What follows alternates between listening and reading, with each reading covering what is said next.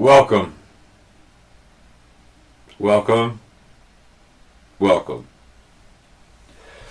Welcome back. Welcome back. Welcome back.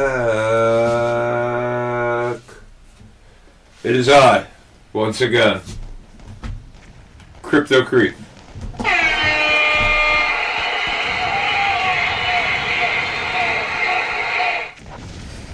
I'm here once again to discuss something we are all aware of. Oh, feel old sitting down in here in the cut, in the crisp. Before we get going with all this stuff, let's discuss UFC 309. It was a great show. It was awesome. A lot of cool stuff happening. A lot of cool stuff perhaps not happening.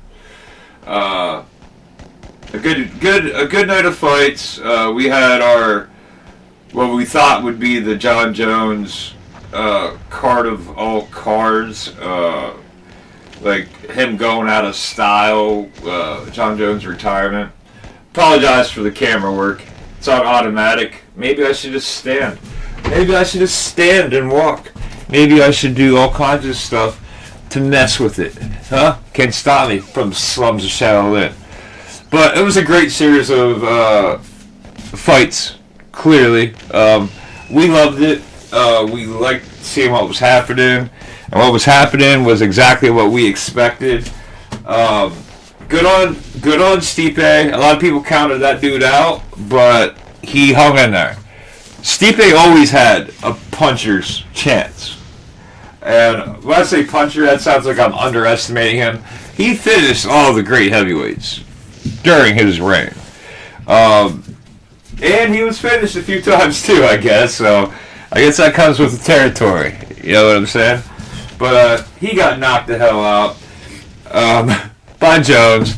And I think one of the funniest things that going on right now with all that, after 309 is Jones ducking Tom Aspinall, because he had Rogan up in there and they were talking about a Piera fight, an Alex fight, you know, and it's like the man just obtained the light heavyweight status after moving up.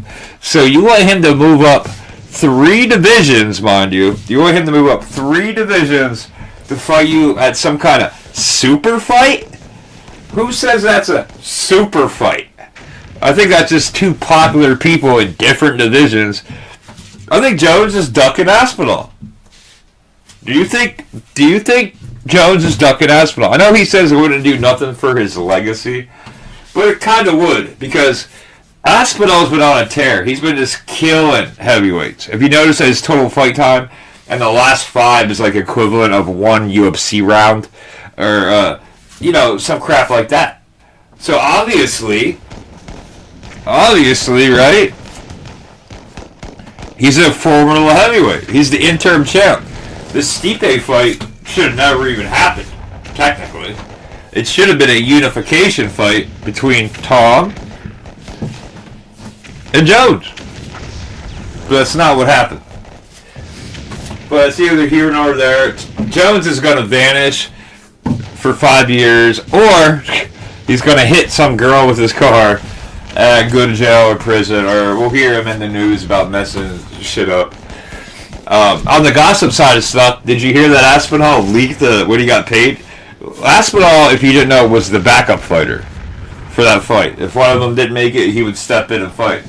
And during one of his interviews, they got a glimpse of his phone in a conversation with Hunter, who sets up the fights for the UFC. And that man was paid $200K just to show up. They flew him there, gave him a hotel, gave him a room, gave him front row seats, and said, hey, here's $200K. Just in case one of these fucking dorks gets sick or some shit. That's a cool $200,000. I'm in the wrong goddamn line of work. I'll tell you that. But they were really good fights that night. Bo Nickel throwing his hands. He was pretty good. I'm surprised he didn't shoot for that takedown a lot. He was probably afraid of Paul Craig jiu-jitsuing him. Jiu-jitsuing his ass off. Probably a big possibility. A lot of switch-arounds.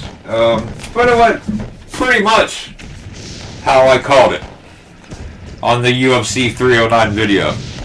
So thank you for watching that.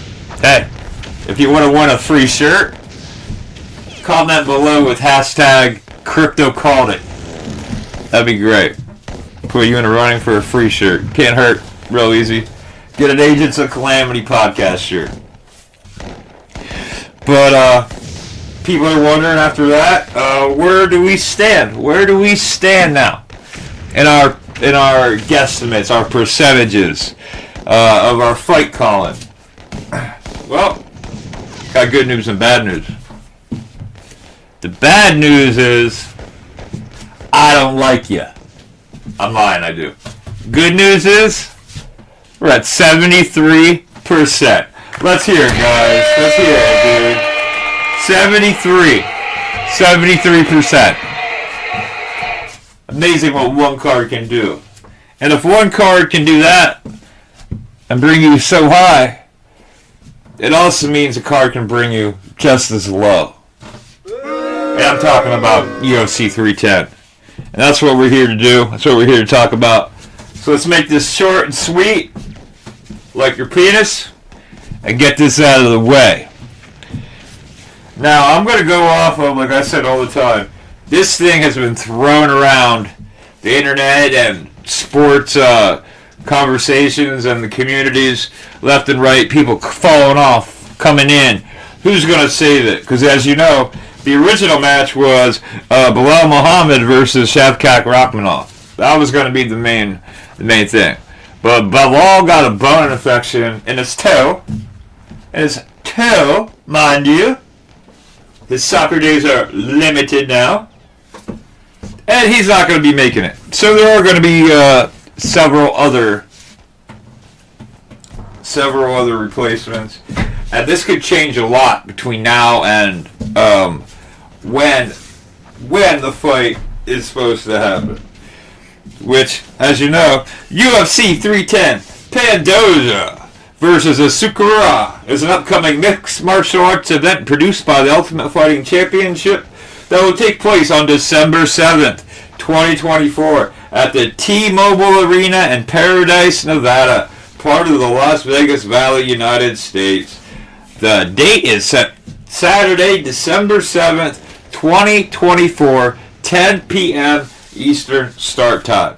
Once again, the date is Saturday, December 7th, 2024, 10 p.m. Eastern start time. That is when the event will happen. Now, like I was just saying, these fights could change in a heartbeat, in a drop of a hat. Oh, before I go there, any of you guys see the Jake Paul Tyson fight? Wow. I'm not sure how I even feel about that. Tyson looked every bit of 60 years old. And I think he threw two punches around for 8 rounds. I'm not sure. I think everyone tuned in to see Tyson knock out Jake Paul. That was pretty much it. Maybe he needed the money. I don't know why he's fighting at that age. Kind of weird. Kind of awkward. Oh, and on another thing, Trump was stage side for 309.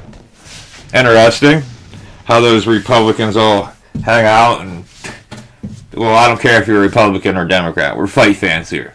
We're going to fight. We're here for fighting regardless. That's how it's going down. But he's been supporting the UFC, so that's kind of cool. I love MMA and all that shit. So, as you know, because I am from the slum south. So, I was born in blood, screaming, and I plan to leave the world the same way. So, as I just established, the Bilal Muhammad isn't going to be fighting Shavkat. That would have made a real interesting fight. Bilal, who has never finished anybody ever in the history of his career, versus Shavkat, who has literally finished everybody he's ever fought. 100% finish rate. Did I mention we're at 73%? Did I mention that? Did I fucking mention that, dude? That's like at least a C when I went to school. Pretty good prediction rate, right? Maybe I'm onto something. Maybe I'm not. Maybe you're onto something by finding this channel. Which reminds me, can you please help me out? Can you please like down in the hit the like thing? The like thing down on it's like a thumbs up thing. Could you do that? And if you haven't, could you go down to that one and could you hit subscribe? Are you subscribed? That would be great if you could do that. That helps move up the algorithm, helps us do some shit. With that being said, let's just get into these fights and get this shit done. I know you got stuff to do, I got stuff to do. Let's go. And it's coming up quick, December 7th. Let's see what we got. These are the current fight postings. I take the top 5, as you know, as I always do, and I tell you what I think is got to happen. And like I said, these could change, but these fighters are going to be fighting. So whether they fight on the main or they get moved to the prelim, it doesn't matter. We're here to predict the combat and the results of the victors. First up here, at featherweight, Nate Landwehr, 18-5-0 versus Choi Do-ho, 15-4-1. Now, can't say I'm very familiar with any of these guys outside of Choi. And I haven't really been that impressed with him. He's 15-4. Nate is 18-5. You know what I'm going to do? I'm going to go the veteran route with this. And I'm going to take Nate Landwehr for the victory. Okay? Man, this whole card could tank me. Could tank my prediction ratio so bad. I don't know. This is like Russian roulette with other people. Next, we move into featherweight. Bryce Mitchell, 16-3-0 versus Kron Gracie, 5-2-0. 5-2-0. Wow. Well, he's kind of a greenhorn, isn't he? Now, we all know Bryce. He's the flat earther. Gravity isn't real. One of the dumbest, arguably one of the dumbest people in UFC. And here I thought he was like a backwood country boy and shit, and that's why he was so dumb. Not saying all country boys are dumb, but this one in particular is definitely, fucking retarded. But I thought that, but no, he's actually a city boy who moved, to the country way after he was growing up. So his stupidity must have been taught to him, maybe at that Trump college that went down. I don't know. But Bryce Mitchell versus Kron Gracie. I was going to go with Bryce, because I was going to go with the veteran statusship. He was probably been around more, used to the situation. But right here we got a Kron Gracie. Green. Now we all know what Gracies have done in the MMA. Well, they've done very well for themselves, ironically. And I think it'd kind of be stupid. I was going to go Bryce. But now that I'm thinking about it, it'd be kind of stupid of me to go Bryce when I know what the Gracies have done. I don't even know if this guy's related to the original Gracies, but he has that fucking name and it makes me timid about the whole situation. So maybe he is going to be every ounce of his family. I'll tell you what, let's do this. I'm going Kron. I'm going Kron in that fight. Kron Gracie, 5-2-0. Kron over Bryce Mitchell. Crazy, I know. Next up, we got heavyweights. Ooh, we love heavyweights. Could be a quick fight or a long, boring fight. In the heavyweight department, we have Cyril Gahn, 12-2-0, versus Alexander Volkov, 38-10-0. I love it. You guys both have seen this. Gahn is who Jones lateral neck choked out to win the heavyweight title in the first round. And Alexander Volkov is the man that beat Jones' ass arguably 2 times in the octagon. So, once again, that's Gahn with 12-2-0 and Volkov with 38-10-0. That's a lot of fights. Heavyweight, I think he's fought heavyweight his whole career. I'm not sure, but that's a lot of fights at heavyweight. That's a lot of damage taken, shook, whatever. I'm going to go with Volkov. I seen what he did against Jones. I seen what Gon did against Jones. And frankly, Volkov about busted Jones' ass down. Gon just sat in the corner and cried as Jones choked him like he does his wife on the weekend. That may be in poor taste, but it's the truth. Alright? It's the truth. Next, we have welterweight, the co-main event of the evening. Shavkat Rakhmonov, 18-0-0. Ian Machado Gary, 15-0-0. God, dude. God. Shavkat has a 100% finish rate. To put that in perspective, everyone that Shavkat has fought, he has finished. Every one of them. Ian Machado Gary's had decisions, but if you're familiar with his style and technique, what he does really is he dances around a lot of people. He dances. He'll stay on the outside circle, little pop punch here, there, little pop punch there. Kind of very boring. You see in the MVP fight, very boring.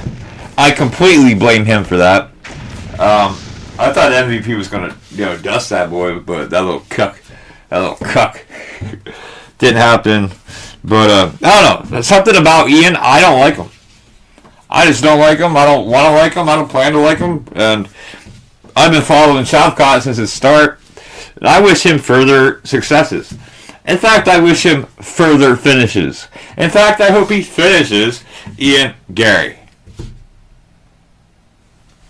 True story. I'm taking Shavkat Rakhmonov over Ian Machado Gary. And I hope Ian's wife beats the shit out of him. Beats the shit out of him when the fight's over. That'd be so funny. Then it leaks to TMZ. Then we all have a little laugh about it. Wouldn't that be great? And finally, what's going to be the main event? And flyweight, God, that's still a division. Yo, Demetrius, whatever happened to you, bro?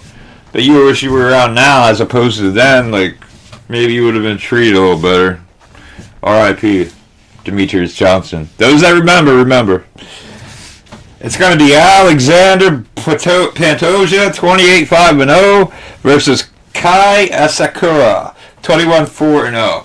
Now, I'm not sure, but I think Asakura is the gentleman they just signed from Japan, who was filling up stadiums in Japan. Very popular, very famous in the MMA scene over there. Unfortunately, Kai, we're not over there. We in America, buddy. New place, new rules, new time. I don't know how good this guy is, and I'm not going to look into it, because that would kind of maybe bias my approach to predicting this fight, this final fight in this round. Pantoja is 28-5. Asakura is 21-4. Very interesting. I'll tell you what, I've been hearing Pantoja's name a lot lately. And you know what that means? It's on my nerves. And that means I don't like it. I don't want it to continue. So, with that little truth bubble being out there, I'm going to do something unprecedented in the history of fight predicting. I'm going with the little Japanese guy over the multiple champion Pantoja. You heard it here, folks. Kai Asakura over Pantoja. You heard it here. You heard it first. You heard it fast. Hopefully this card is salvaged. Hopefully these fights are good. A lot of fights been scrapped already. A lot of new fights made to appease us and the gods of blood. The fight gods, which is the only thing that matters. The only thing. Before I go, I want to thank you for watching. Please like. Like. Well, let's subscribe. Like. It would help me out a bunch. Bunches and bundles. Please do so. It means more to me and us than what you know, and for the channel. And thank you. Thank you for watching all of these. May your life be blessed. May your future be more blessed. and may I get the hell out of your hair. So long, until the next one, I am Crypto Creep, and these have been your fight predictions.